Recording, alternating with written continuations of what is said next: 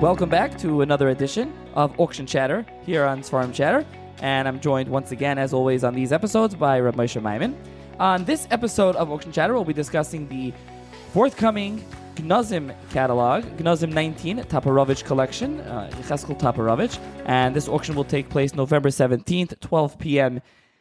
Eastern Time, and you can check them out on BitSpirit or on Genazym's website, genazym.com. And this is really an amazing, really, I don't know what the word, really out of adjectives to describe this catalog and this collection. It's not a massive collection. I believe the total number of lots is only 76 lots, but there's some art, there's some silver. We'll talk a little bit about that. As previously when we discussed, silver and art and those type of things, we'll discuss it a little bit, really, as far as about Svarim, and also we won't do it justice. I mean, some of these items you can take a look at them online, and again, at Genazym's website or in the catalog, and they're really fantastic, beautiful. Some of them we'll try to discuss, at least so you can video visualize them a little bit, just to get a sense of what they are. But thank you, Ramesha, for joining me once again. Thank you very much, Nachi. Great to be here again. Yes, I do urge the listeners to go check out the online catalog. It's a work of art in and of itself. The catalog, there's a lot of the special items you can scroll over in 3D and large, and there's really, really quality images, great background descriptions. Sometimes they even link to further information about the items. And this collection, like you said, it's a small collection, relatively speaking, but an exquisite collection. This is a collector's collection. Rabbi Toporowitch, whose collection is Rabbi Toporowitch, he himself was a very famous and accomplished dealer in Judaica and antiques and manuscripts and Sfarim and all that. And he's responsible for helping build some of the famous collections. He was very instrumental in helping put them together. And his own collection is just unparalleled. And some of these items you will never see for sale in private sale. A lot of these items belong in museums and colleges, universities. So let's get to some of these really fantastic specimens. And just to preface by saying, so first of all, this episode is sponsored by Genazym. So thank you to them. And also, some of these auction catalog ones, especially something like Genazym, where a lot of these items are very expensive. So I would say for listeners, though, I think hopefully we'll discuss things and say over things that will be of interest to you anyways, and you'll learn a lot. And also, and something that we were able to, looking at this, also you'll really enjoy looking at it. Genazym's catalog, like Ramesha said, they have, we'll get to Rabbi Shaya Bassan's stamp, for example, which is amazing, really mind-blowing. He signed all the letters that he wrote to the Ramchal. But okay, I'm getting ahead of myself. We'll see that. And when you see that stamp, and they have it in 360, and you can click on the thing, it lets you turn it on the besides for all the different pictures, they let you actually turn it on the website. So it's really cool to see. It's really quite amazing to look at. Yes, it has a starting bid of $100,000. But it's a fantastic item of Jewish history, and we'll talk why it's such an important part of Jewish history, but you can see that. So, with that, let's start with the catalog. So there's there's a mix of Judaica, if you will, silver, manuscripts, illustrated ksubas, Sfarim, stamps, and other type of things. So it's really a wide range of some very interesting things. It's a virtual museum for even, listen, hopefully many of our listeners can afford it, and if they can't yet, hopefully they will be able to soon. But even if you're don't have a purchasing interest, you just have a Judaica and a Sfarim interest, definitely check this out. It's a virtual tour of an exquisite museum collection. So the first item that caught my eye, and this is an incredible item. There's a lot of menorahs here. People have an interest, especially Hanukkah coming up. There's an interest in menorahs, and menorahs are history. Menorahs are a piece of each one tells you the provenance of it, which city it came from, and what era it came from. But there's one here that just absolutely blows me away in Lot 5. Lot 5 is a medieval Hanukkah menorah. There's one other similar menorah that they know about in a museum in Israel, but this is again offered for private auction. This is a menorah where, and they point this out in the catalog, that the shamish, the ninth light, is level with the others, just points in another direction. It's something exquisite to see. It's a bronze menorah, and the way they know that these, the dating of these menorahs is, and then they provide. The research is, you can click on it. in the catalog, and there's experts. The opinion shows you how they know it. They can tell by the metal alloy which metals were used, which metals weren't used, the presence of certain kind of oxidation, I guess, to the metal. There's and it's they use CAT scans and other kind of technological advances that we have today to ascertain that this is actually made at least 1300 or earlier. It's made in Provence, and the Jews were expelled from France and Provence in 1306. So this is older than 1306, this menorah. And like I said, the shamash is level with the other neiros because it's only after the mid 1300s where that changes based on Sfarim that give different ramazim. While the Sarafim aimed mima'al loy, the Saraf is the shamash, should be aimed mima'al the loy, the lamed vav, the 36 lights. So this is pre that minig, an exquisite item. Check it out, lot number 5. Yeah, and for those that don't know, Provence is South France, and so they had their own minhagim, and we've discussed them in the past, especially when the Chidah visited them. It talks about Magal Tov. So yeah, this is lot 5, a starting bid of $80,000. There are a number of other menorahs here on this auction. Lot 2, there's a menorah from Berlin from 1800. Lot 3, there's another Berlin menorah from earlier from 1760. Lot 4, there's a menorah from Frankfurt, and you can kind of see the similarities in all those styles. And that's also the Frankfurt one of the 18th century, all 18th or early 19th century. You can see kind of the similarities. Lot 6 is a menorah much later. There's a silver tray, so there's some silver here and there. Again, we'll mention some of that here and there.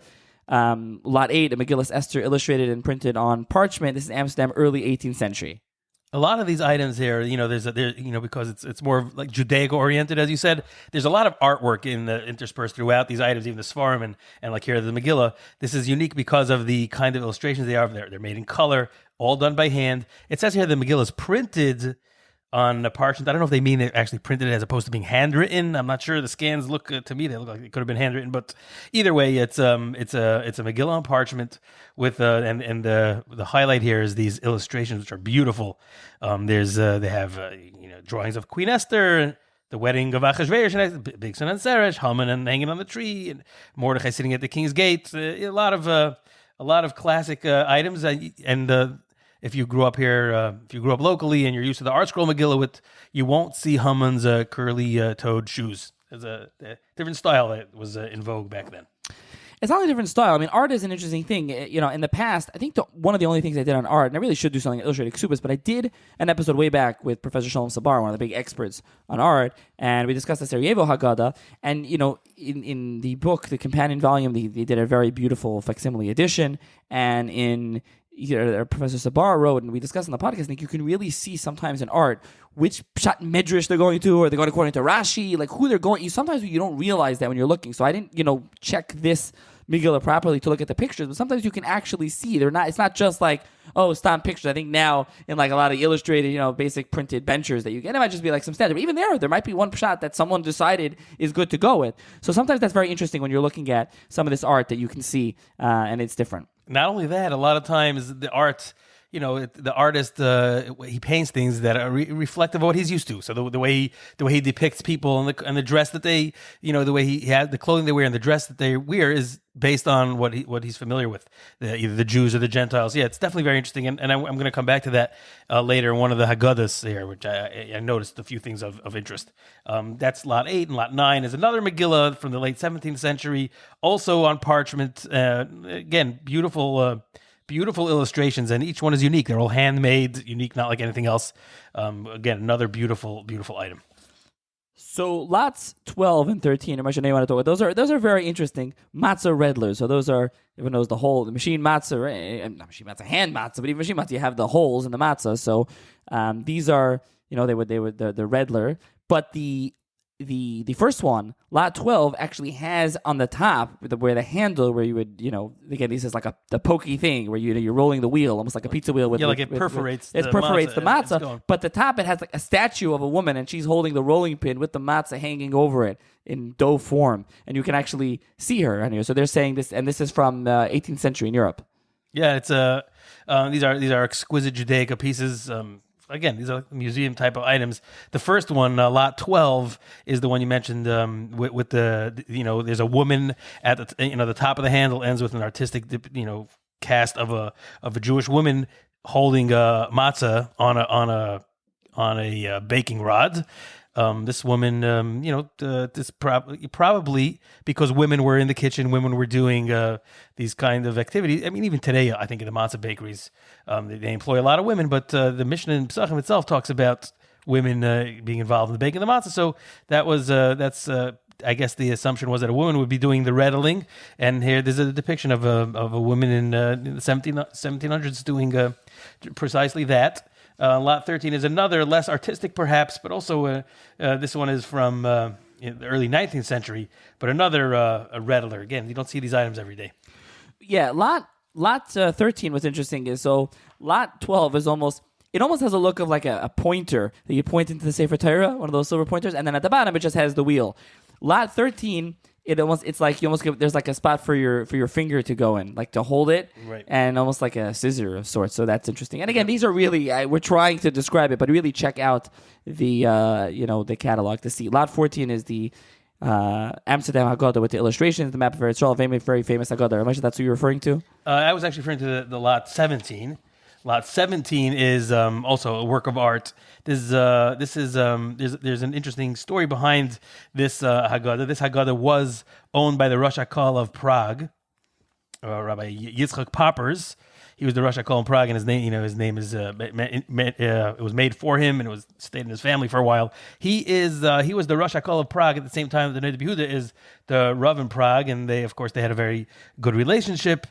And this Haggadah was even expensive at the time. There was the band of Jewish artists called the Moravian artists. They came from Moravia, and they would travel around, and they would be commissioned to make these kind of works of art. So they created this Haggadah, really beautiful, beautiful Haggadah. It's handwritten in a text box, each page, with colorful illustrations, lots of beautiful, colorful illustrations. And this is one, I flipped through some of these illustrations, and I noticed a couple of interesting things. Like they have Moshe Rabbeinu Vayaches HaMitzri. Rashi says it's the Shem HaMeforish, but they translate it to Kipshute. They have Moshe Rabbeinu actually scuffling with the Mitzri and putting him out. They have Avram Avinu with the Malachim. The Malachim look like the kind of Malachim you would see in Christian art, Venus and Cupid or whatever, like some women with wings. Those are the Malachim that were, I guess you grew up in Europe in the shadow of the churches. It's kind of hard to for that imagery to sink in, and that's what I something I noticed in that Haggadah. But beautiful artwork, it's a Chashuv Haggadah with an important provenance. So that's a very fascinating item in lot 17. Okay, lot. And by the way, that item, the illustrated Haggadah on parchment in Bohemia, so that has a start. That's lot 17 has a starting bid of $200,000. This is a really beautiful Haggadah. The first sefer we should discuss is lot 15. Lot 15 is Kushta Reish, as Genazym calls a lot of these items. This is in Constantinople, 1506. This is the Abarbanel. So this is the Haggadah, the commentary of the Abarbanel. Don Yitzchak Abarbanel, and this is first of all very important Haggadah, very, very famous, very important Haggadah. It's been redone. Mazar of Kook is a beautiful new edition, but this is exquisite. I mean, like the beautiful binding, a beautiful clear copy of this early edition, and this is famous for all the reasons. Besides for being a famous commentary, the Abarbanel, who early in his life, his family originally moved from Spain, they moved to Portugal. He grows up in Portugal and Lisbon. He has to run away from Portugal, and then he ends up in Spain. And as we know, King Ferdinand and Queen Isabella. They expelled the Jews in 1492. Abarbanel is known as his exact role. He's there. He's involved with them. And then he goes and he ends up moving to Naples. And then he ends up later in life in Venice. And he dies in Venice, buried in Padua. But the Abarbanel relays a lot of his life story in the introduction to the Haggadah. Really, the tzaras that befell him. He relates here. He talks about really a lot what happened to him, and he says, "Ki yirad afayav nafshi melech oretz ubetzeh betza melech Portugal me'al panei Adon kukuros avoisai," and etc. This is really, it's very full of melitza. It's based on psukim and Ma'amorei Chazal, and this is really his lengthy introduction that he has, and he really goes through his life story and all the tzaras that befell him and the Yidden. In a sense, it's kind of like an autobiography. It's also, of course, a history of the times. But this is published in his lifetime, a few years before he died, and so it's 1508. He does, I believe, and this I think is 1506. Yeah, so, it's before. So this is essentially he's writing a memoir, in his lifetime, publishing it, and like you said, Nachi, it's got a lot of his own history and against the backdrop of a very tumultuous period in Jewish history as well.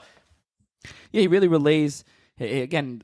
a lot of what we know about his life comes from here. I mean, he has various autobiographical comments throughout his many writings, lengthy writings, but here he relays a lot. Besides being a very, famous Haggadah, he has 100 questions in the beginning, and then he goes through them.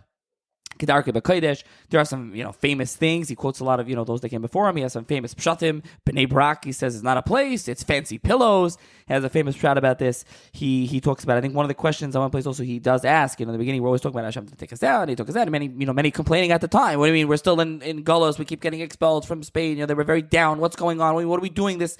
Pesach Seder, Geula. What's going on with us? So that's something that Abravanel discusses as well. He talks about, he goes to the pshat that others bring as well, Lechem Oini.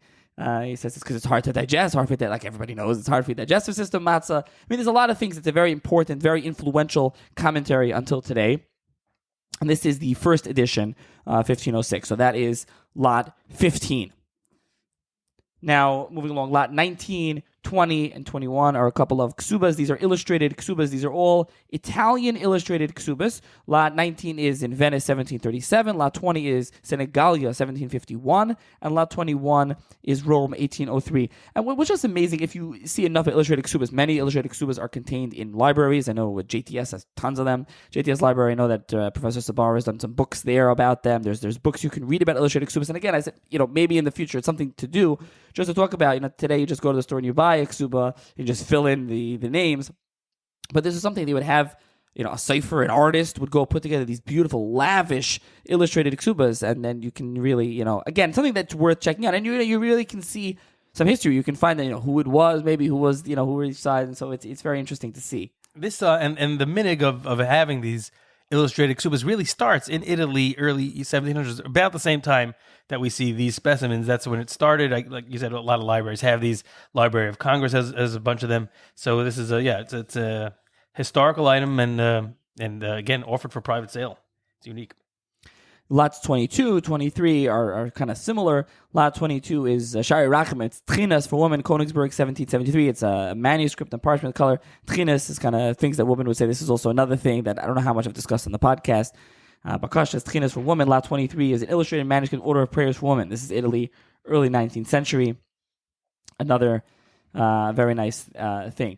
Lot 26 is, I will say it's a starting price of $700,000. So that's something you should definitely run and check out. It's a Montefiore Codex, a complete Tanakh on parchment, Iberian Peninsula, circa 1300. So this is, first of all, really, really old. And this a codex, a complete Tanakh in one volume. It's actually, I think this is in 2 volumes, they say here. Is it? No, okay. It's 2 volumes, but what's very unique about such a codex is a lot of the famous codexes, codices in plural, is that they're missing sometimes they're missing the first page, sometimes they're missing the end pages. Here it's 2 pristine volumes. You got the entire codex, entire Tanakh, written in 3 volumes. Typically, codex, they would put 3 volumes of text, like the famous Leningrad and of course the famous Ben Usher Codex and Breuer patterns his codex after that as Aleppo. well. The Aleppo Codex, right? And so that's that is a common practice. This one has that as well. Perfectly preserved, an amazing specimen. Again, you won't see this every day. Certainly not at an auction for the public. No, and if that price sounds high, what was it? The Sassoon, the one that went for $30 million right. the year. So codexes are, especially these full manuscript codexes, extremely rare. As you said, Breuer, pattern. He looked at the Pelo Codex. Everyone knows the Aleppo Codex, but not sure. really, these are very important still to. That's Breuer's his Tanakh is based on that. And the interest in a codex extends actually far beyond people who are just interested in its farm. You have the Bible scholars across the spectrum, Christian and others. It's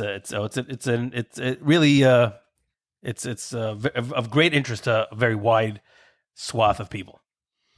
So the next lot that we're going to discuss is that is lot number 30, and that lot is a illustrated Yizkor book. Now, a Yizkor is a memoir book from a manuscript of parchment, Germany, 1694. Yeah, a memoir book, this is something that is really a German thing. I can say to the exclusion of others, but Germany, this is very important. They would write a Yizkor book. They would read out the souls of the departed. They would talk about them. I think previously, a couple of years ago, I did an episode with Professor Elisha Kabak about Pinkasim. I think this came up that we talked about. I think we talked about it, about the Yizkor book that the Chazanim. I mean, this it does come up from time to time if you see, and there's some really nice illustrations in this one as well. It's more than just Yizkor. I mean, but it's typically Yizkor said by the Chazan at the Bima. This is really the Bima book. This is like, everybody has their siddur, I guess, or not everybody, but generally the Mispalim have a siddur at their seat. But the Chazan at the Bima has different things. He has to say Misha Berachs. Today famously Misha Berachs, or for example, I see in this Sefer there's Ka Keli, the very famous Piyut. So that's all the kind of things that he would need to say. The Chazan would say at the Bima. Those are all included in this handwritten Yizkor book, and there's also numerous illustrations. Some of them are kind of interesting, like by the Kel Mali Rachamim. They have which was instituted for the Tachvatat and other Redifas. So they actually have a pretty graphic illustrations of Jewish people being forced into martyrdom. It's a unique specimen, and that's a lot number 30. Yes, there's a number of other silver stuff. So there's a lot of stuff that relate to Sifrei Torah. A silver Torah pointer is lot 32. A gold Torah pointer, lot 33. Algerian Torah crown is lot 34. A grand silver crown from Moscow is lot 35. Lot 36 has the two little finials, France. This is 19th century. That's lot 36. You have more of those, lot 37, lot 38. So a lot of really beautiful silver. And I mean, this is, someone collected all this. You have the silver Torah shield. You have lot 41, lot 42, a number of that. So the next sefer that we should discuss is a sefer that, and this is really, not only all these auctions many times offer us the opportunity to digress into conversations about other things, and sometimes things that we wouldn't have discussed otherwise or didn't come up. This is a sefer that I think has been discussed briefly on the podcast at some point in some form or fashion, but not enough, not a dedicated episode, and it really deserves one. So this is Neufes Sufim, Mantua, 1475, well, probably 1475. It doesn't have a date in the original. And this is Rabbi Yehuda Messer Leon. It was published by Rabbi Avram Konat, and this sefer is actually the very first sefer in Hebrew printing to be published during the lifetime of its author. So it is the first. Also, another thing about this sefer as well, it's an ikonabula, which means that it's published pre-15th century, the first century of print by Gutenberg and the printing press earlier on in the 15th century. And so, it's a really fascinating work. Yehuda Messer Leon, so his name is Messer, just briefly, his biography, his name is Messer because he was knighted by the emperor. I believe his name was Ferdinand. And so he was knighted, and his name is Messer. We don't know that much about him. It's kind of shrouded in mystery. Which part of Italy is he from? We're not exactly sure. We know he was a Renaissance man, and we'll get more into that. This is Renaissance era Italy, and so he is a staunch Renaissance man, so to speak. He has yeshiva. He ends up later on, as we'll get to perhaps shortly, he ends up in the same town as the Marik, Rabbi Yosef Cologne, or Rabbi Yosef Cologne Traboto. And there is perhaps a dispute between them. A fight breaks out at some point, maybe not. This is what Shal Kabbalah tells us.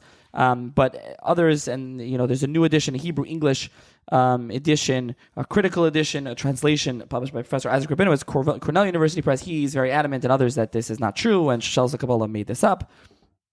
And it's completely false, so we don't see this anywhere else. He actually says that at some point, his hypothesis is at some point we know that Yehuda Messer Leon he fired from his yeshiva. He had a malamed. He says he was a Sephardi malamed, and he fired him. And he said this guy went around bashmutzing him everywhere. So he has two letters he actually transcribes and completely translates them here, where Yehuda Messer Leon defends himself and attacks him. And he says that because of this, Shalos Kabbalah, there was some sort of these rumors persisted until a generation later, kind of with the Lashon Hara. And it was, not in Lashon Hara, it was fake. With the Shamar, just not true. So, who knows? When it was Sephardim getting back at him, he was Italian. Who knows if that's true, or that's also, attacking Sephardim, or Moshe Sephardi over here. So, I don't know. He also has a son, Reb David. So we know some Reb David Messer Leon famously wrote a work called Tehillah LeDavid. Some other works. He moves to Turkey. He ends up living in Turkey. There's actually a full book written on him, a biography written about him. But that's really, in brief, Yehuda Messer Leon, we know he has a doctorate. He was a doctor. He actually taught in university, I believe. We know he was given the ability to give over. He was actually able to, create. What's the word I'm looking for? He was able to bestow, He can give degrees. Give degrees, essentially, which was a real rarity. One of his students, one that we know, was Rabbi Yochanan Alomano. Alomano has published many Kabbalistic works. He famously was one of the Rebbeim or teachers of Pico della Mirandola, another Renaissance man, not a Jew, one who used Kabbalah to prove Christianity, but another figure of the time of Renaissance era Italy. So Rabbi Yehuda Res Leon, again, this is something that's, again, the first one printed in his lifetime. However, so we don't know the exact date, but it's 1475, 1476. We know from others from printed by Konat.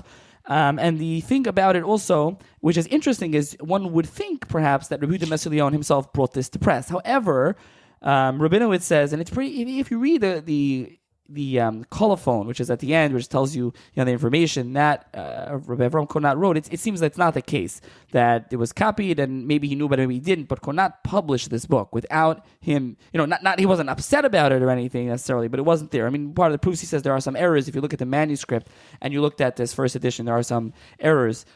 It's still extremely important, by the way. I don't mean that's not important, but there are some errors there, so you can tell that it wasn't wasn't done under him, and so the colophon, what he says, Avram Konat, he says Amar Avram, he says some things. Katan Mashpiyim v'Talmud Haroifim. So he said he was a doctor. Hanismach Zira. I mean, I can read the translation. Nismach means he got the degree. Yes. Hanismach Zira Demin Chavraya. Shlomo Konat. He says he was from Rabbi Shlomo Konat. Hakoisiv Bakama Kulmusim B'Loi Ma'asenisim. They wrote, without working miracles, he writes by the way, with many pens. That's a reference to the printing press. It's the printing, the printing press. It's the miracle of printing, where you can write numerous things at the same time, which is the Mishnah and Yuma talks about. Bar Kamsa knew how to do that. You can teach everyone. Yeah. Yeah, so here that they were still in awe of this wonderful thing, and he continues on. He says, "Alginais egois heshlamti yerdadati." He says, "I went into a nut garden according to Shirim of perfection." And he saw a volume that tells of goodly words. I'm just going to read the English translation, which, as gems of sapphire, more precious than rubies, is more precious than a book of tales. It is divided into 4 books, containing in pure language principles of such great value that gold and glass cannot equal them, nor precious stones. Now. He continues on, but he says it's about rhetoric, and we're going to get to that shortly, what's going on over here. And then he continues on, and he says, I therefore seized upon it, nay more, embraced it, brought it into my chambers of imagery, set my hand to my pens, against his printing press, and wrote it out in order to bring many to benefit by it. May the coming of this volume, so he says, which is also very interesting. He continues on. He continues and he says, "The bringing of this work into the house of one who purchases it, and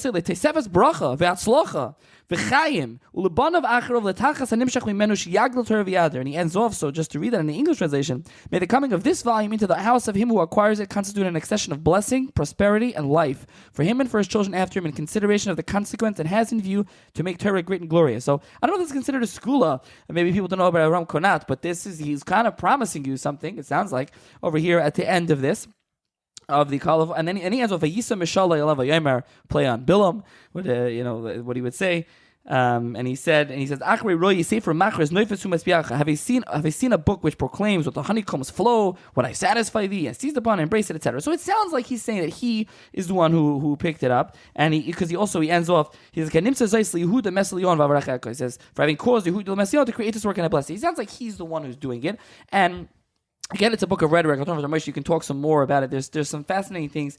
That being said, it was printed in Canabala. It was only republished like 500 years later, in 400 something years later, and it's not so well known today. I assume many listeners listening to this podcast have no idea what we're talking about, but we'll kind of explain. Also, some people are probably like, "What is rhetoric? What are you talking about?" So we'll kind of explain a little bit here. Rhetoric it's a branch of ancient philosophy. And it is the art of how to speak. Speak doesn't just mean giving a drush and shul, but speaking means how to convey your point, how to make how to craft an argument, the different ways, the different methods you use to be persuasive. And this was very important to people in the ancient world. In fact, it's what's really interesting. Aristotle has a book on rhetoric, and Cicero has a very famous book on rhetoric. These are ancient Roman people from the Greek and Roman Empire, and these books were very popular.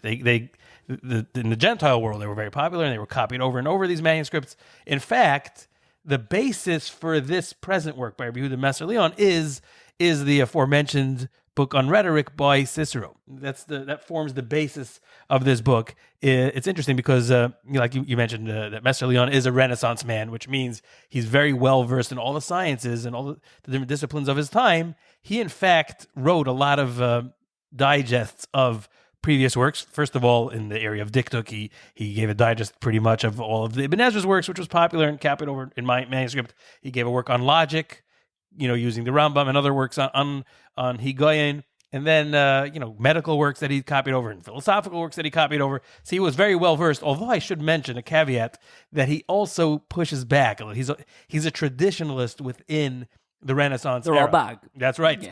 Yeah, Ralbag. Forgot that part. Yeah, he issues a ban, and he part of his personality is that he feels he has the right to issue bans, which and that itself is a subject of some dispute with other Rabbanim. He got into a scuffle with the Maharik about that, but he issues a ban. Well, maybe that's what he may perhaps got into the scuffle. That's right. That's allegedly, but he probably had such a. They don't say it about about everybody, but he had such a personality. And he issued a ban against learning Ralbag. He felt that Ralbag's hashkafa is not perfectly in line with the Torah hashkafa, so he banned it. And Ralbag was a very popular sefer, also printed at the dawn of printing. And Ralbag's been printed many times in many manuscripts. What's interesting is that he's also, as we're going to talk about shortly, he's also into philosophy and Aristotle, and he has it out with the Ralbag, and I think it's attributed to him. I don't know where the quote is, so I could be wrong on this. There's the Ralbag's famous sefer of philosophy is called Muhammad Hashem, and there's a quip that says Muhammad Keneged Hashem, and the quip that says I don't know if it's associated with him, attributed to perhaps falsely, but anyways, he certainly felt that was certainly his opinion. And that's why he issued the ban against Ralbag. However, Renaissance man he was, and he did study a lot of these works, and the work on rhetoric forms the basis of his Neifas Sufim. However, what he does is he sets out to prove that all the different ways of speaking and being persuasive and being colorful and being interesting and how to craft your words and make sense. Whether you say zu ve'ein tzarich leimar zu or lo zu af zu, different. We're used to some of these from the Gemara. That's a study which is carefully, laid out in these works. His job here is to show how Tanakh conforms and has samples of all the different kinds of different methods of rhetoric, and so it's essentially also a work on Tanakh because he addresses a lot of different chapters and goes through them. Two of the chapters are highlighted by Avraham Konat in this in the Colophon, and one of them is quoted also by Morinayim, is a semi-famous one. Let me read that to you. That's in the first chelik. The book is divided into 4 chalakim. Each chelik has different prakim.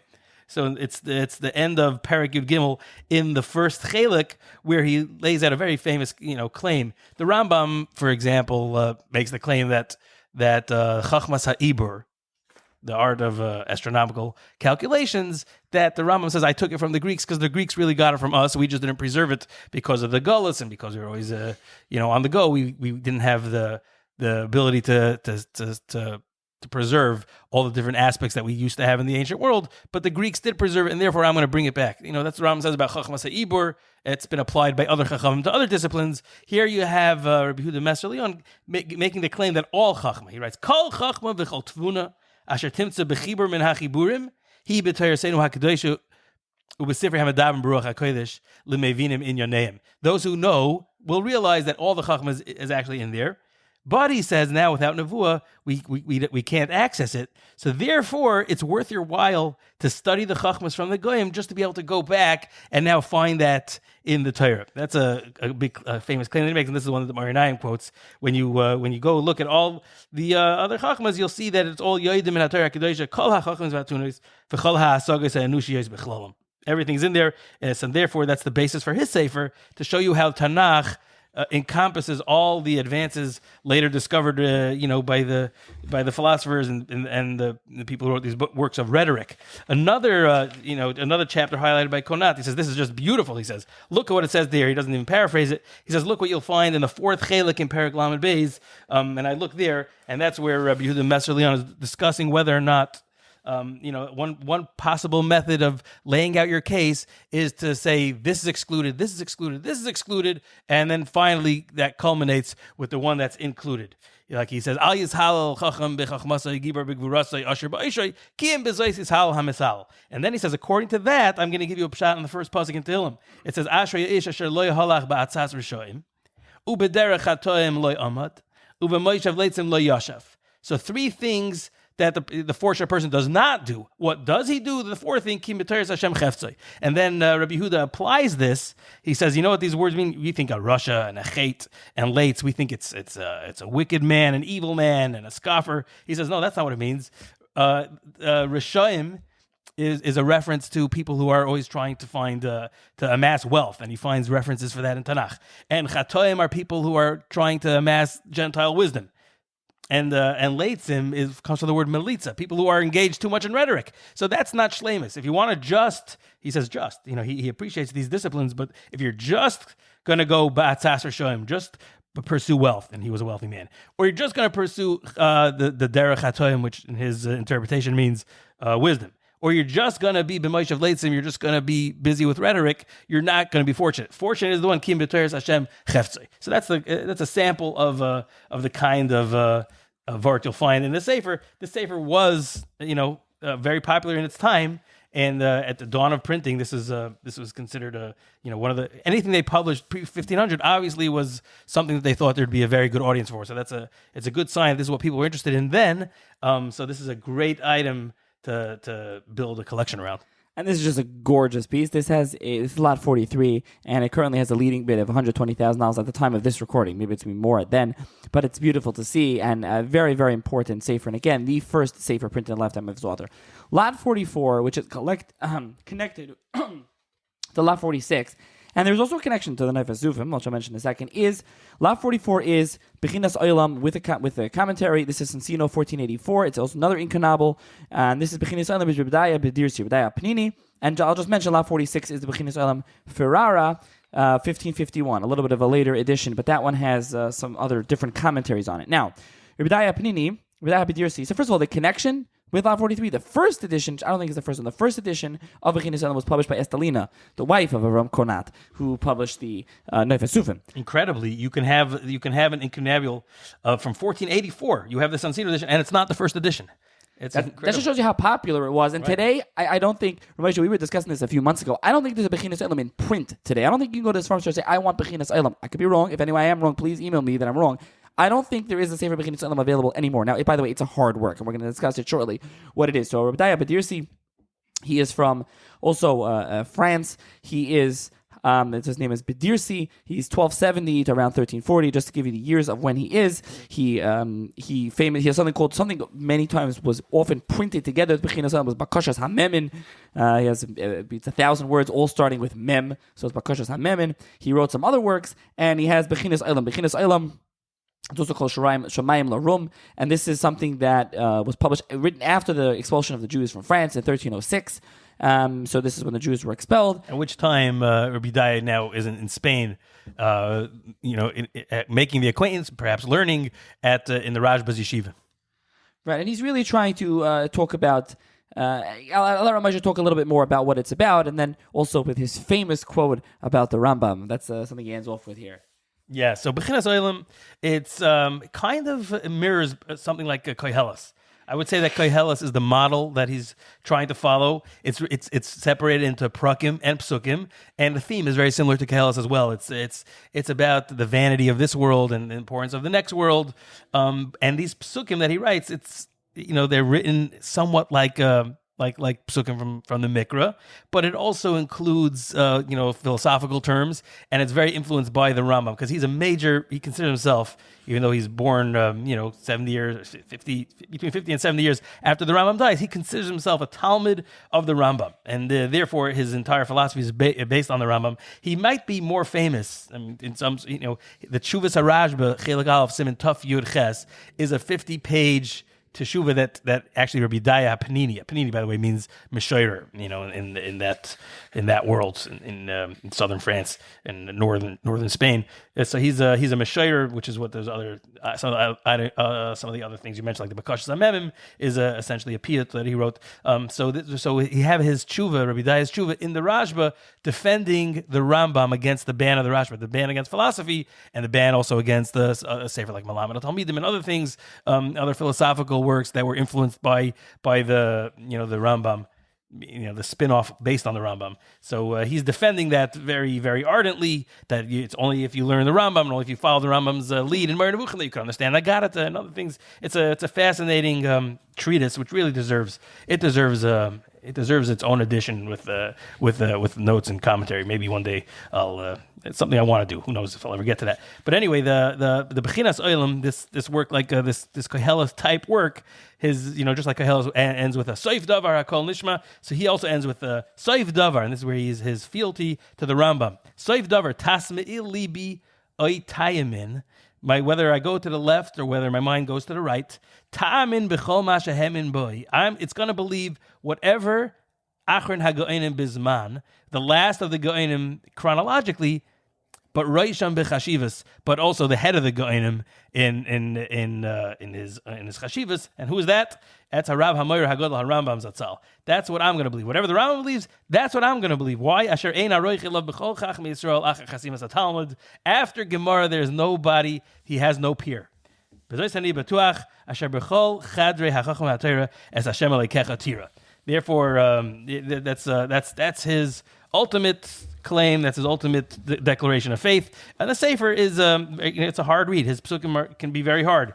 But there's it attracted a lot of attention. People were very interested in it. Like I said, Nachi, and even Taisus Yonter wrote a pirush on it. A lot of different pirushim on it, and people found it to be a very inspirational work. So it might be the first printed Musar Sefer as well. That's a Rabbi Yedaya Sefer. I believe that's the Taisus Yomtov's first Sefer. I think he wrote it anonymously as a youth, and it's on Bechinas Olam. Just goes to show you how popular it was. So the other lot 46, with the Bechinas Olam, that one has some commentaries. That has a commentary from Moshe ben Chaviv HaSfardi and Yosef Francis. And there's later on, there's the famous Rosh Hashanah Porgo, the Shemesh HaDakar, with an anonymous commentary. I think we've discussed that in the past, and where there's the poem by Francis attacking Kabbalah that's printed in there, and we've discussed that. And there's others. There's been many important people wrote commentaries on Bechinas Olam.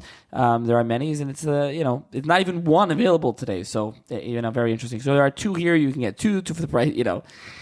So lot 44, which is in Ikanabel, has a starting price of $60,000. Lot 46, which is Ferrara 1551 with the Perushim, that has a starting price of $5,000. So there is that. There is those farm. Sandwiched in between them are leaves, incunable leaves. Like we said, incunabula are so chashuv. There's, libraries rate themselves by how many incunabula they hold in their possession.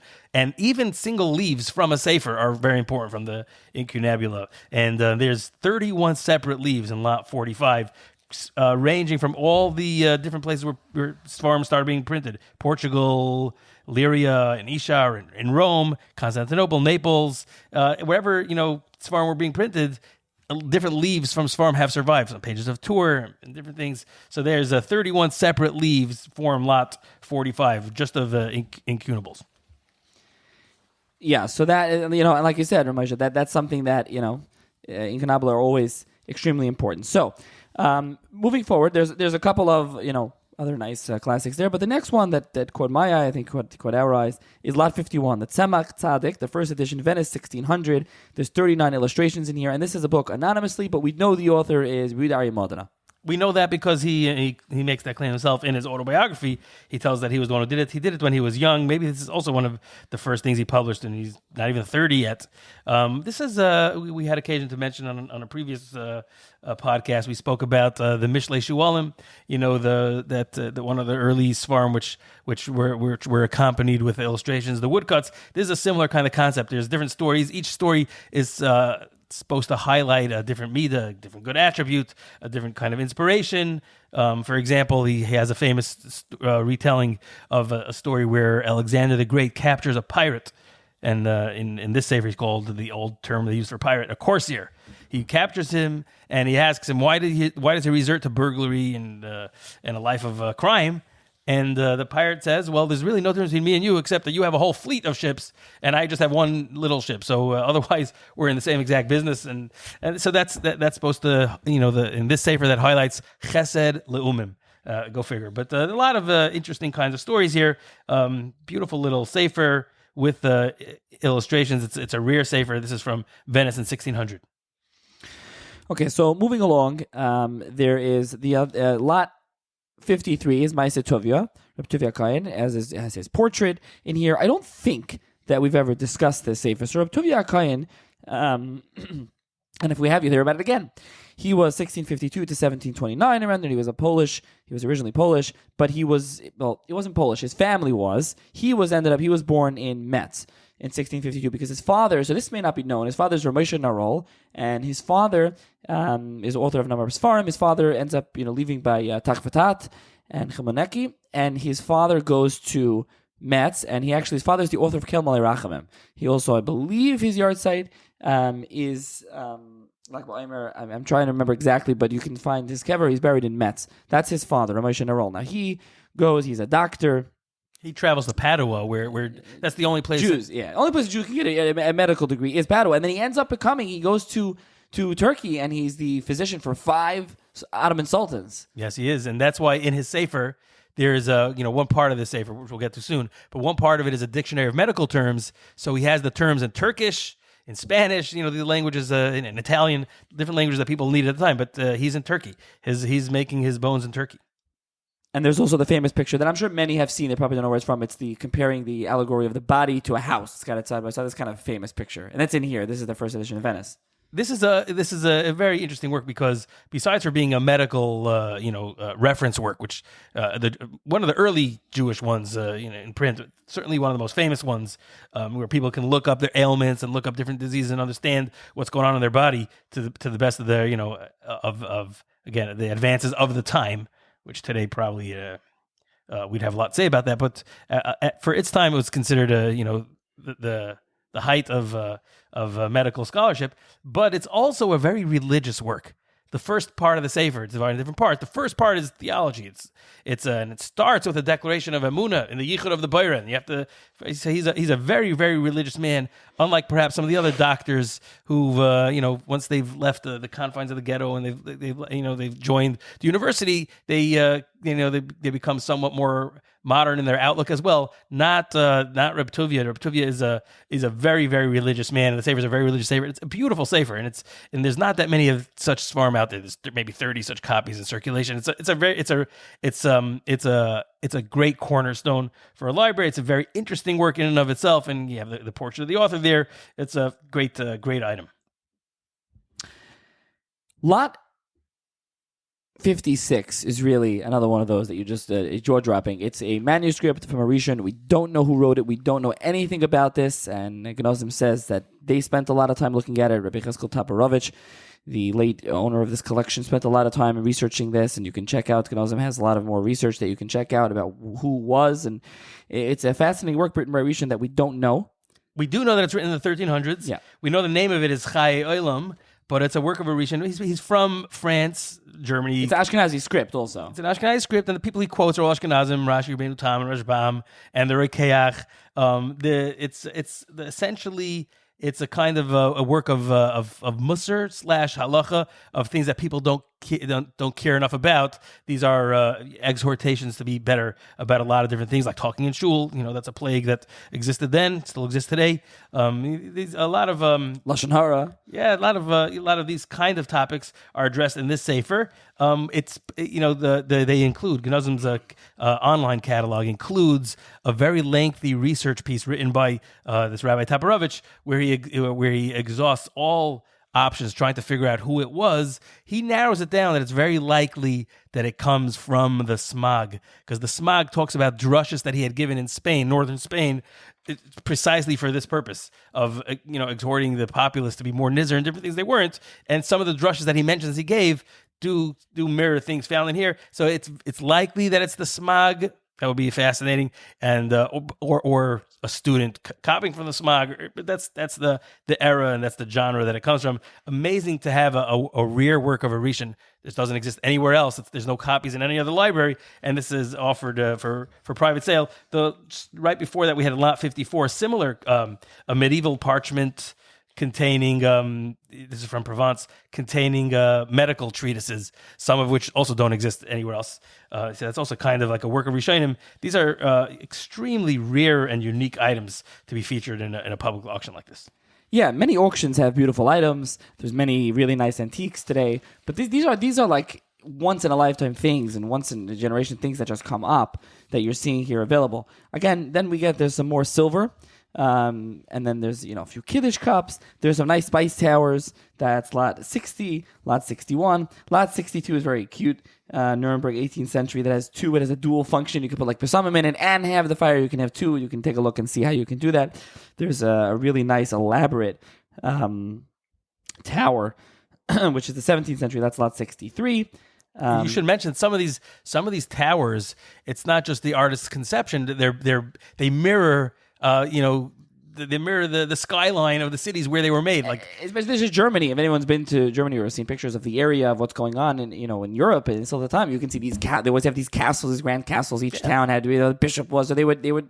Yeah, there's medieval towers like the Nuremberg Tower. So some of these they have the Nuremberg Spice Box, which is made in Nuremberg, and the tower somewhat resembles the that tower that everybody in town came to identify the town with. The next one that jumped out to me, lot 69, is a set of silver tefillin boxes, early 19th century in Poland. We have many things that we do silver, and so why not a tefillin case as well? You put your tefillin in. We all have that plastic one. Well, why not have a silver one? So that's that lot. Lot 72 is I don't know. There's so many items here. That's so amazing. I think this is the one that it took me, and I was like, whoa. And I said this to a couple of friends. I said, take a look at this lot. Just go online and look at this lot. And I mentioned it at the beginning of the podcast. This is the personal seal of Rabbi Shaya Basan.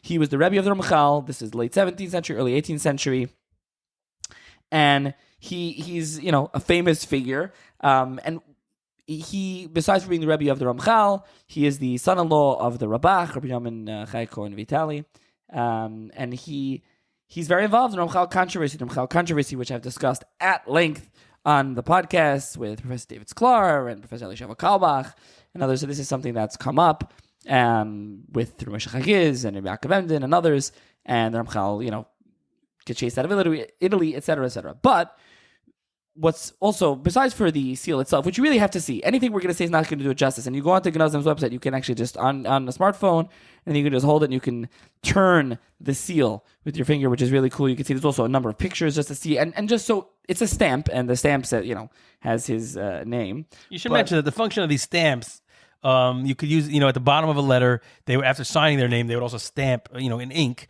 and sometimes when they would seal a letter, they'd seal it in wax. They'd use hot wax, and they'd use the same stamp, press it down, and that was his seal.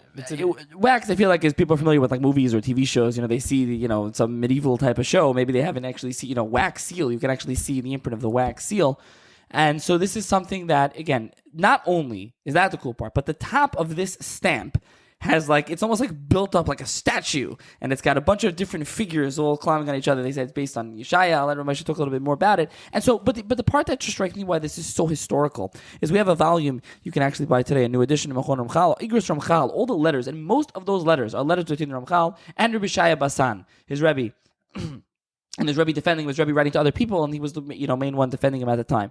And to think that those letters were stamped with this stamp, being sent all over to Ramesh Chagiz, Porgo, whatever it is, all involved in this controversy all over Europe, essentially involved. Besides for Bishai Basan, he has a sefer Shas Shuvas Lachmi Toida, which is recently done. And so this is an extremely, extremely important figure, one of the Gdei Rabbanim in Italy, one of the Gdei Rabbanim of the late 17th, early 18th century, and this is his personal stamp. It's and like you said, besides for being just holding in your hand something that Rabbi Shai Basan held, something such a famous figure, such a great Talmud Chacham, one of the Gedolei HaDoros, but also it's an exquisite piece of art because the handle of the stamp, the stamp itself is bronze, but there's a wooden handle, and the wooden is carved and engraved. Tremendous, artistic display over here. It's at the base of this handle is a depiction of the Akedah. Avraham Avinu holding a younger son with one hand, and in the other hand is a knife. Above him is a malach holding his hand back. Al tishlach yadcha lanar. And then behind him is a tree, and emerging from the shadows of the tree is the sheep. That's the Ayel Nechaz Besvach. And that's the Akedah scene. And above and around is there's a lion, an eagle, a serpent, and the working theory is that these are representative of the different forces of evil and the different Goliaths, which it's only in the merit of the Akedah that we're able to survive that. So it's all in one. It's an amazing piece of art. Is the great interest of Rabbi Shai Bassan, and this is also a very historical piece. Genazym says that there is no doubt that this personal seal of Rabbi Yeshayahu Bassan is of exceptional historical significance, and it is possibly the most beautiful known Jewish seal in the world. I'm not an expert in that. I have no idea. But what I do know is that this is an exceptionally beautiful one. And so it's not an outlandish claim to make. You can see it sculpted, these kind of all these figures here. Take a look at it. Again, a starting bid of $100,000, but this is lot 72. Lot 73 has another stamp. This is the personal seal of Reb Shimon Sofer. Reb Shimon Sofer Abbezin of Krakow, the second son of the Chassam Sofer. His older brother, Rav Shmuel Ben Yamin, is the Ksav Sofer. He takes over the rabbinate in Pressburg. The Reb Shimon Sofer is in Mattersdorf, and then he ends up going to Krakow. He becomes an elected political official as well. He's the one who publishes the first Chassam Sofer Tshuvas Yeridea, and he also, the introduction there, Pituchei Choisam, which was redone in a beautiful new edition. Rabbi Shlomo Yok recently has been redone. That was Rabbi Shimon Sofer writes it. He also publishes Teres Moshe, the famous work of the Chassam Sofer with the Shir Ma'ayin. There's additions to Rabbi Shimon Sofer. He also has the Michtav Sofer. So he's not as well known perhaps even as his brother, the Ksav Sofer. But Rabbi Shimon, actually fascinating when the Ksav Sofer died, they didn't tell his brother. He wasn't told that his brother died.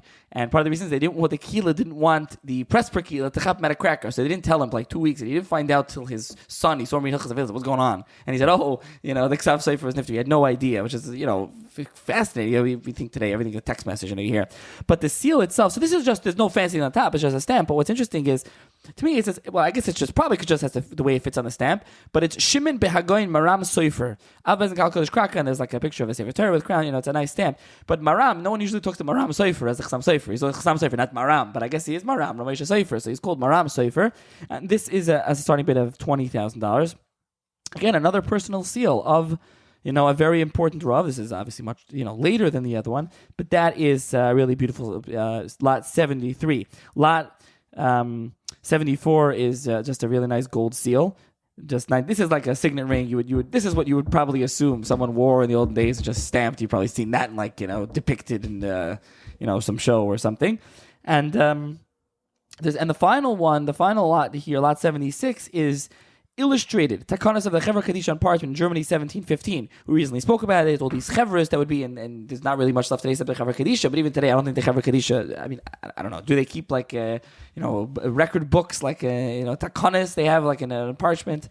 They probably have bylaws, but again, they're probably pretty standard, and they don't have a illustrated manuscript edition thereof. This tells you a lot about the time, about the era. This is a piece of history. So this entire collection here is screaming out history. It's the realia of the time of the Rabbanim and the printing and the lives and the survival stories of all these artifacts. Sefarim and books, survive in libraries. There's a special interest in them. But these are household items very often, and the fact that these survive is truly amazing. Yeah, so if you want to check out more, genazym.com, genazym.com. And again, even if, some of these items are quite expensive, I urge everyone to check it out. It's really beautiful. It's well worth looking at and seeing these fascinating historical items, really, truly historical. The auction is going to take place November 17th at 12 p.m. Eastern Time. And with Genazym, it's always a lot of fun and entertainment. If you need some entertainment, watch the auction. And for those that have watched Genazym, know what I'm talking about. If you haven't watched the Genazym auction, it's very entertaining. And if you're in a position to bid and purchase these items, what else can I say? I think just what we said and just looking at it, you'll see and you'll understand how important historically and how beautiful these items are and how rare many of them are. So thank you to Genazym again for sponsoring, and thank you, Ramesha, for joining me once again for another episode of Auction Chatter. Thank you very much, Nachi. I wish all the listeners best of luck and happy bidding.